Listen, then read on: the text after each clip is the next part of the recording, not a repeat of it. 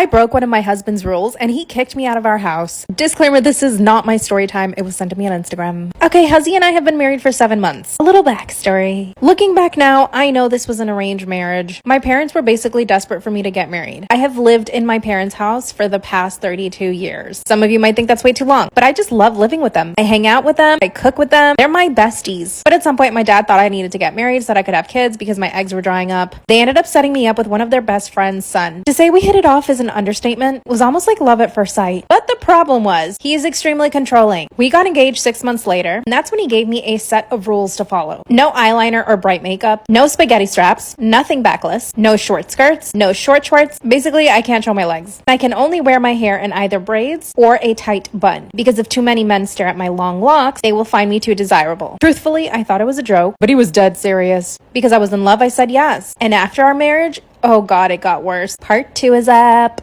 My husband kicked me out of our house after I broke one of his rules. Disclaimer, this is not my story time. It was sent to me on Instagram. After the wedding, he started controlling not only what I wore, my makeup and my hairstyles, he started to control what I ate. Suddenly, I couldn't have dairy, and I'm a total cheese addict. And get this, I couldn't eat anything processed. Oh, and don't even think about fast food. And he would never let me go to the supermarket by myself. Every single time we went grocery shopping, we would get into huge fights. Then came all the hygiene rules. He did not want me to wear deodorant, and he did not want me to bathe every day. After 2 months of being married, I was ready to file for divorce. And thank God my parents had my back. Okay, something I forgot to mention in part 1, my husband started his own church. Do you see where this is going? I was so angry and resentful, I decided to break a couple of rules. I showered, I straightened my hair, I put on a full face of makeup, I Ubered pizza, McDonald's, and Mexican food. And when he came home, he saw me eating everything. Not only did he yell and get angry, he grabbed my purse, threw it out the house, and told me to leave. Yeah, part 3 is up. I found out my husband had a cult where he was married to 2 other women. Nothing could prepare me for what I was about to find out. Disclaimer, this is not my story time. It was sent to me on Instagram. I got to my parents' house and they started apologizing because they are the ones that had set me up with him. And this is when they told me everything. They found out from my husband's parents that his church functioned like a cult and that he was married to 2 other women. Oh yeah, and remember all the rules I had to follow? All of his church members also had to follow the rules. He would also make everyone confess their sins in a circle in front of everybody else. Now you're probably wondering why I didn't know this, but one of my husband's rules for me was that I couldn't go to his church. I confronted him that very same day and he denied everything. He said my parents and his were lying to us and that they didn't want us to be together.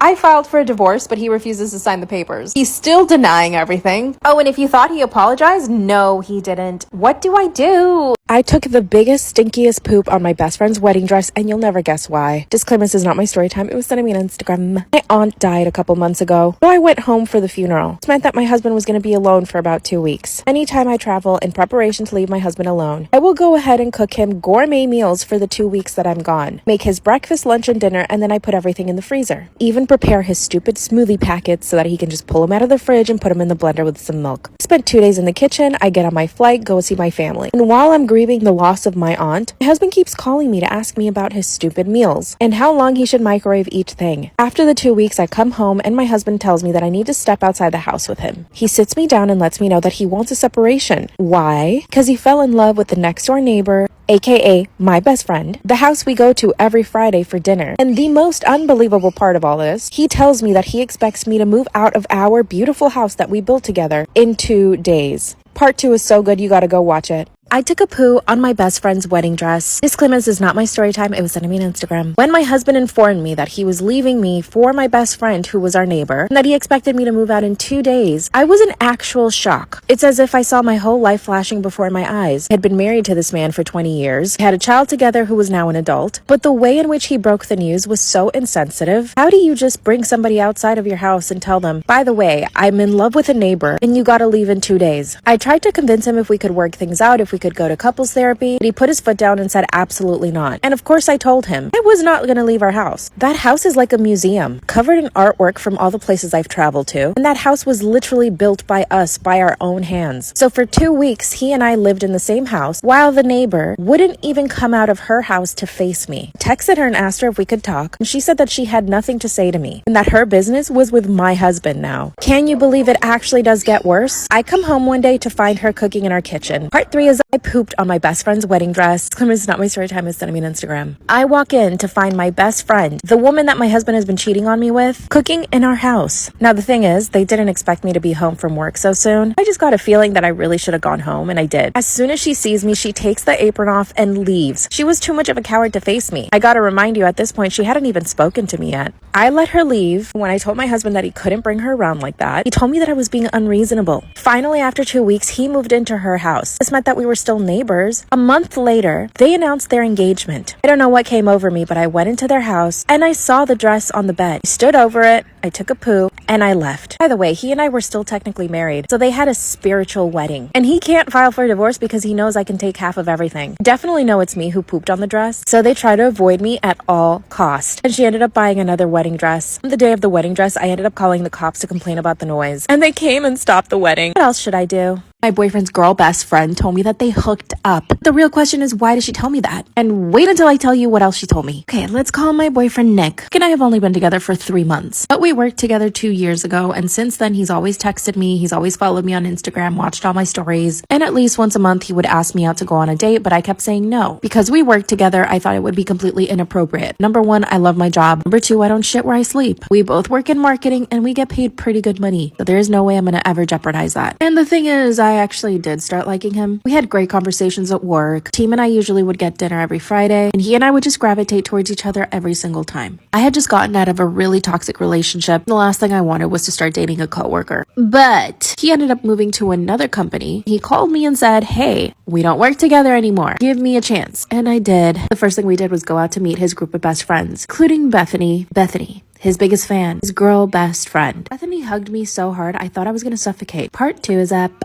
Boyfriend's girl best friend told me they hooked up on the very first night that I met her. When I met Bethany, she hugged me so hard I thought I was gonna suffocate. The very first thing she said to me was, oh my god, I didn't think you were gonna be that pretty. And she smacks my boyfriend in the back and says, why didn't you tell me she was gonna be so pretty? And the 5 of us laughed. Boyfriend had me meet all of his best friends at the bar that night. And let me just say this, there were 2 other girls who were so nice and kind to me. But Bethany was just on a whole other level of cringe. Before I know it, she monopolized me. She took me away from the group and took me to the bar. Without hesitation, she starts telling me about how they hooked up once, and only once. And that she thought it was important to tell me so that we could just get it out of the way. Then she looks me up and down and says, oh my gosh, you are so not his type. When I asked her what his type was, she started describing herself. Tall, skinny, blonde, fake tan. I'm a short, curvy redhead. She immediately let me know that he probably wasn't even attracted to me really, and that he was probably more attracted to her. Next words out of her mouth were, oh my gosh, he is such a slut, by the way. You're gonna have to be careful. And she starts listing off all the things he did to his past girlfriends. Babe, part 3 is up. My boyfriend's girl best friend told me they hooked up the first night I met her. Real reason is, why is she telling me this? After she told me that I wasn't his type, she also blurted out that I needed to be careful with him because he had a tendency to be slutty. Now, in her peewee-sized brain, she thought she was giving me girl tips. You and I know that she was doing a really good job at exposing herself. She told me he cheated on his last girlfriend with his ex, and that I can tell he's cheating on me if he starts hiding his phone or if he starts ghosting me. Because I'm smart and she's not, I let her continue to word vomit. This is when she asked me if I was going to go on the next trip with them. Apparently, the 5 of them go on an annual trip. She told me not to say anything because he would probably surprise me with airline tickets. On the way back to our table, she put the cherry on top. She said by the time they were 30, if they hadn't gotten married, they had both agreed to just be together. They would buy a little cottage somewhere and just live out their lives. Later that night, I broke up with my boyfriend. I told him everything his best friend said. He begged me to forgive her because she was in love with him and that they all knew it. He told me I would never have to see her face again. He's waiting for me to give him another chance. Now, do you think I should give him another chance or just say bye?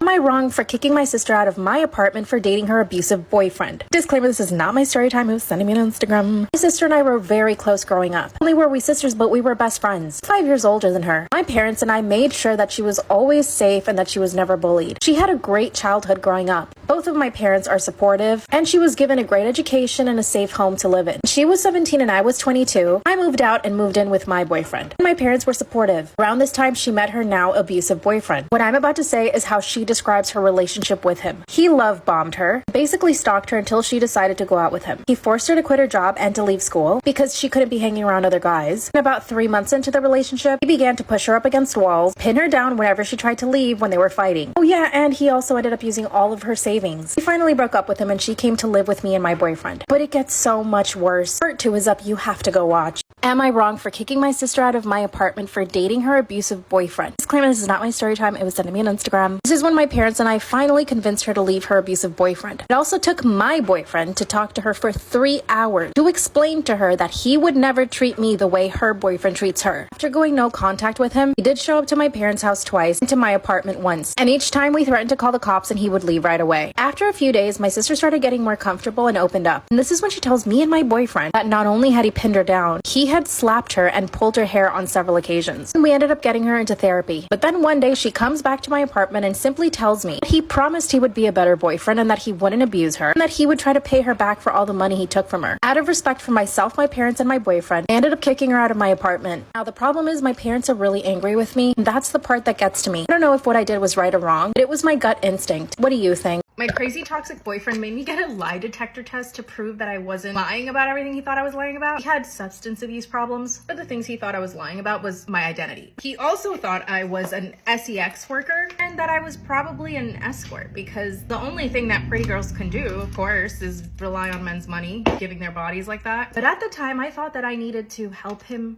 through his struggles. So whenever he would question me about things, I would obviously deny, but this made him even angrier because he loved fighting. And like most abusers, they're always looking for an excuse to get into a fight with you. So one day he says, would you take a lie detector test to prove that you are who you really are and that you're not lying about all the things I think you're lying about? I thought I needed to do it since we were in love. The lie detector test happens to be in this man's apartment. The moment this man sees me, all he starts saying is how beautiful I am. And he keeps saying things like, wow, you have such a great body. If you were my girlfriend, I would be jealous too. This man did everything in his power to make me nervous. Once we're finally done, the first thing my boyfriend says to me was, had you met that guy before? And I was like, no. And then he said that I did a really good job at flirting with him the whole time. I broke up with him later that night. And then I found out that this guy was a total scammer and totally invented the results. Told my ex that I failed the test, but there was really never a test. So if you're in a relationship and you feel like your boyfriend's accusing you of doing things that obviously you're not doing, maybe it's time to get out.